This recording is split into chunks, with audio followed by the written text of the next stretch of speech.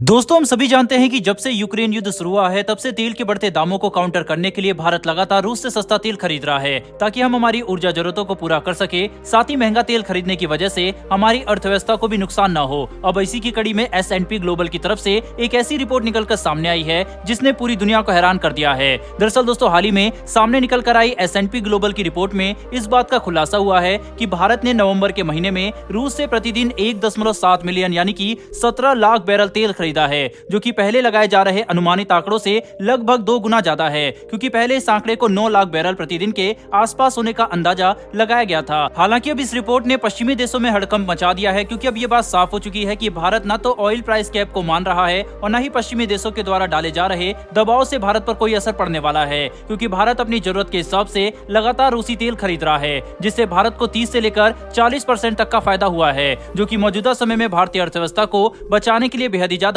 महत्वपूर्ण है। दोस्तों, इतना ही नहीं बल्कि हैरानी की बात तो यह है कि यह डाटा नवंबर महीने का है, यानी कि यह वह समय था जब ऑयल प्राइस कैप लागू करने की बातचीत अपने जोरों पर चल रही थी और किसी भी वक्त इसे लागू किया जा सकता था, जिसके बाद पश्चिमी देशों ने 5 दिसंबर की तारीख तय की, यानी कि भारत ने ऑयल प्राइस कैप के लागू होने के 1 महीने पहले ही लगातार रूसी तेल की खरीद को बढ़ा दिया था, क्योंकि भारत को इस बात का अंदाजा था कि जब पश्चिमी देश प्राइस कैप लागू करेंगे तब भारत पर तो दबाव बनेगा ही, साथ ही ये देश भारत को रूसी तेल खरीदने से रोकने के लिए कई दूसरे पैंतरे भी आजमाएंगे, जिसके तहत हमने देखा है कि कैसे ऑयल टैंकर और इंश्योरेंस कंपनियों पर पश्चिमी देशों ने प्रतिबंध लगाने की धमकी देती अगर रूसी तेल को प्राइस कैप की गाइडलाइन से ज्यादा पर ट्रांसपोर्ट किया तो। यानी कि भारत का अनुमान बिल्कुल सही निकला और नवंबर के महीने में 17 लाख बैरल रूसी तेल खरीदकर भारत ने अपनी तैयारी सुनिश्चित कर ली, ताकि अगर कुछ समय के लिए भारत तक रूसी तेल पहुंचने में देरी भी होती है तो भी हम हमारे देश की ऊर्जा जरूरतों को पूरा कर सकेंगे और हमें अरब देशों का महंगा तेल नहीं खरीदना पड़ेगा। वहीं पर कुछ समय पहले सामने आए डाटा के हिसाब से रूस भारत का नंबर 1 एनर्जी सप्लायर देश बन गया है और रूस भारत की ऊर्जा जरूरतों का 12 से लेकर 18% मौजूदा समय में पूरा कर रहा है।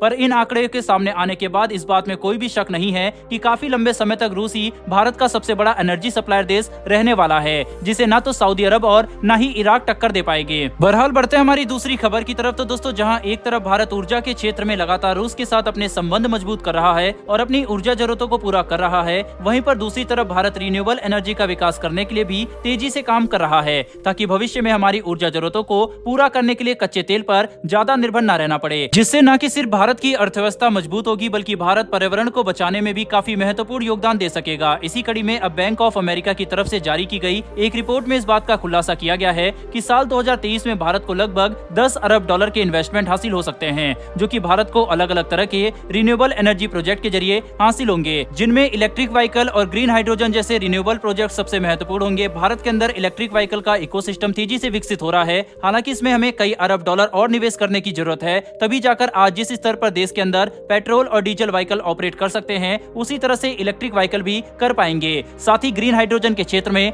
भारत काफी तेजी से निवेश कर रहा है, यहाँ तक कि भारत साल 2025 के बाद सिंगापुर और विश्व के कई अलग अलग देशों को ग्रीन हाइड्रोजन सप्लाई भी करने वाला है, जो कि इस बात को दर्शाता है कि भारत ग्रीन हाइड्रोजन को ट्रेडिशनल फॉसिल फ्यूल के एक अल्टरनेटिव के तौर पर आगे लेकर बढ़ रहा है, जिसमें काफी पोटेंशियल है। वहीं कुल मिलाकर चीजों को समझने की कोशिश करें तो साल 2023 भारत के लिए रिन्यूएबल एनर्जी के मामले में काफी अच्छा होगा, जिसके तहत भारत को लगभग 10 अरब डॉलर का इन्वेस्टमेंट हासिल हो सकता है, जो कि हमारी अर्थव्यवस्था और रिन्यूएबल एनर्जी इकोसिस्टम के विकास के लिए काफी निर्णायक साबित होगा। वैसे दोस्तों, आपको क्या लगता है कि जिस तरह से भारत लगातार रिन्यूएबल एनर्जी के क्षेत्र में तेजी से विकास कर रहा है, हम साल 2030 या फिर साल 2035 तक अपनी जरूरत का 50% ऊर्जा रिन्यूएबल एनर्जी से पूरा कर पाएंगे या फिर नहीं? इसके बारे में आपकी क्या राय है, कमेंट बॉक्स में लिखकर जरूर बताइएगा। साथ ही अगर आपको ये इन्फॉर्मेशन और वीडियो पसंद आई हो तो हमारी वीडियो को लाइक करके आने वाली वीडियो के लिए चैनल को सब्सक्राइब कर बेल नोटिफिकेशन अवश्य दबा लें। फिर मिलेंगे ऐसी एक नई वीडियो के साथ। धन्यवाद। जय हिंद।